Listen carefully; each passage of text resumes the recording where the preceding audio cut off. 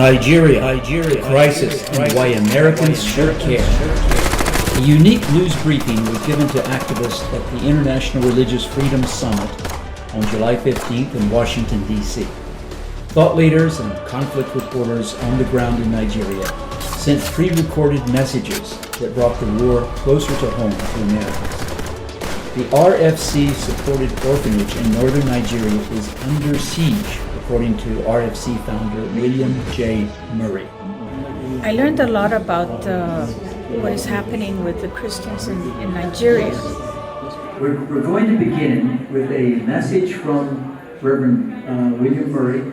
May 25th of this year, an orphanage supported by the Religious Freedom Coalition in Miango, Nigeria, in the Plateau State, was evacuated. All 147 children were taken to safety after numerous murders within the immediate area, including a pastor and his 9-year-old son who were hacked to death.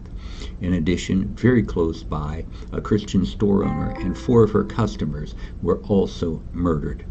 There were dozens of murders in the Jos Miango vicinity during the planting season beginning of May and into early June, as Fulani herdsmen attempted to uproot Christian farmers and force them off of their lands.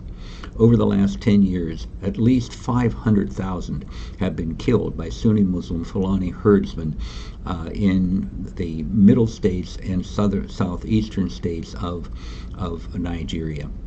Hundreds of Christian villages have been taken over by these Sunni Muslim herdsmen for themselves and for, of course, for their cattle.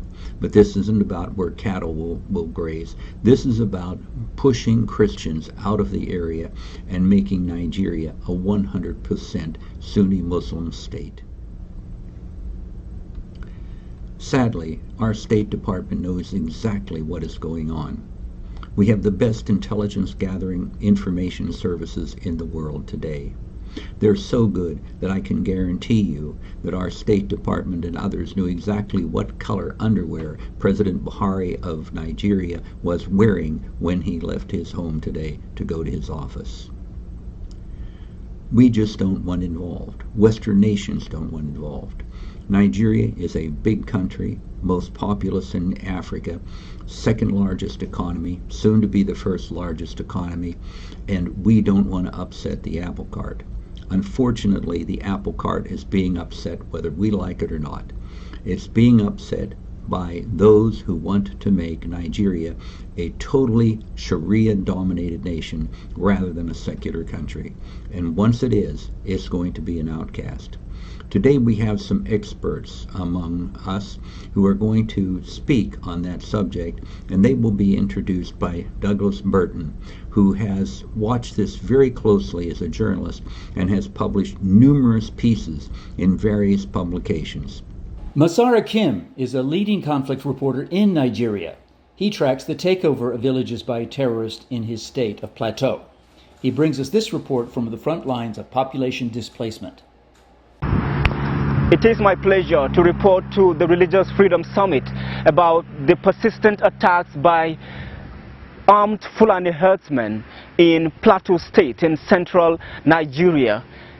Presently, there are communities that are not just inaccessible to the native inhabitants, but even to security agencies.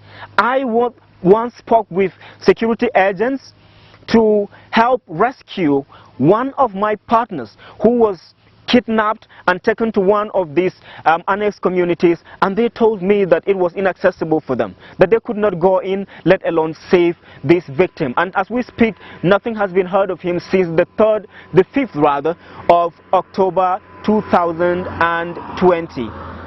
The concerns actually of Nigerians, particularly the Christian community, even when they are safe, even when they run to communities that they consider to be safe for them, these herdsmen not only go after them, but attack them on their farms, destroying their farm crops, and that also means that in no time, actually right now we already have huge humanitarian concerns in Plateau State, because these herdsmen go to the farms cultivated by these unarmed, of course defenseless citizens, mow them down and leave these people helpless. And the government in most cases does not, either does not have the willpower or the resources, to render support to these victims.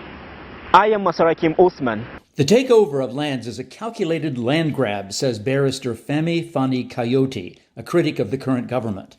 The authorities are simply turning a blind eye. But why is that? This is his report to the Religious Freedom Summit. The reason why the government of Nigeria has not been so hard on the Fulani terrorists is simply because, for some reason or other, the leadership of the country, of this country, leans towards the Fulanis as against everybody else. That's a simple answer to the question. The president himself is a Fulani. The army is controlled by Northern Muslims. Every single security agency in this country, apart from one, is in the hands of Northern Muslims, apart from just one, and they control all the operational arms of the security agencies. Given that, it's not surprising that the massacres that are taking place, which is essentially a land grab for the Middle Belt area of Nigeria and the southern parts of Nigeria, of massive numbers of Fulanis, and I might add mainly foreign Fulanis who have been promised a space in Nigeria if they can only come, kill, steal, and destroy under the protection of essentially the government, take the land, rape the women, kill the men, and settle in that land. Barrister Yakubu Bawa is the leading human rights defender in Jos. He is calling for engagement by international authorities. The things that are happening in Nigeria are beyond human comprehension, and people don't really know. We need to tell the international community. That's the first thing we need to do, is to speak out. We have people like Douglas Bolton, who actually, through his inspiration, have encouraged some of the young journalists that we have in our time and in our days now. So we need your support. We need you to help us to bring it more, to escalate it globally, so to be able to speak to the international community. We need your intervention. We need you to come to our aid. I thank you for being here today. I regret, because of situations beyond my control, not being able to be there today, but I do want to emphasize that this is probably one of the most important threats facing Christians today in the world, and also threatening Western civilization. If Nigeria, as important as it is in Africa, becomes purely a Sharia nation, we will have a situation that will be just as bad as we saw in many of the other terror supporting nations of the world.